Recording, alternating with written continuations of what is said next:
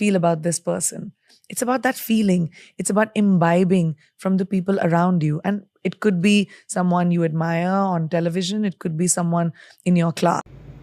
Imbibing. What does imbibing means? Imbibing मतलब to adapt. किसी चीज़ को ग्रहण कर लेना, किसी चीज़ को आत्मसात कर लेना, अपना लेना. For example, she loves to imbibe new cultures whenever she travels. वो हमेशा जब भी ट्रैवल करती है नए नए कल्चर्स को अडेप्ट करना, ग्रहण करना उसे पसंद है. I started with music and then pivoted into acting in America. So started in 2010 for context. In 2020, I got my first lead. Pivoted. Pivoted means to turn or rotate. मतलब घूम फिर के जो है टर्न होते हुए उस जगह पर पहुंचना. तो when Priyanka said I started with music and then pivoted into acting, मतलब उन्होंने म्यूज़िक से स्टार्ट किया and then टर्न होके चेंज होके वो एक्टिंग तक पहुंची.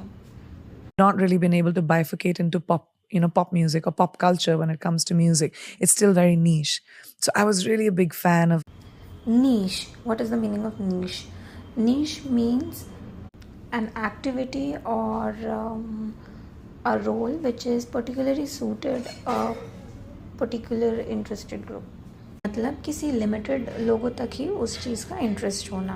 For example when Priyanka is saying that people are not aware about the pop culture, it's very niche. मतलब सिर्फ लिमिटेड लोगों तक ही उस चीज़ का इंटरेस्ट है, सब लोगों में नहीं है.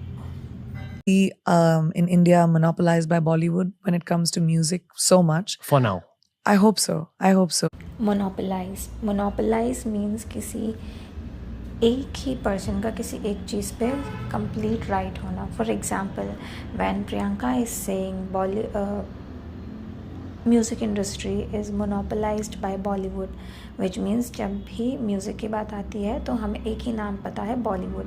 हम कैटेगराइजेशन या बाइफर्केशन या डिफरेंस नहीं कर पाते कि ओके हमें पॉप म्यूज़िक सुनना है, हमें ये म्यूज़िक सुनना है. हम सीधा सॉन्ग की बात आई और हमने बॉलीवुड सॉन्ग्स लगा दिए.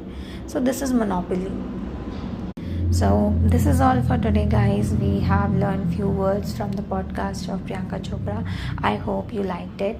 And every day we'll be taking a celeb or someone like some personality जिनसे हम जो है new words सीखेंगे, so that उनके meanings हमें समझ में आए and हमारी vocabulary और strong होती जाए. So till then, thank you so much. Bye bye.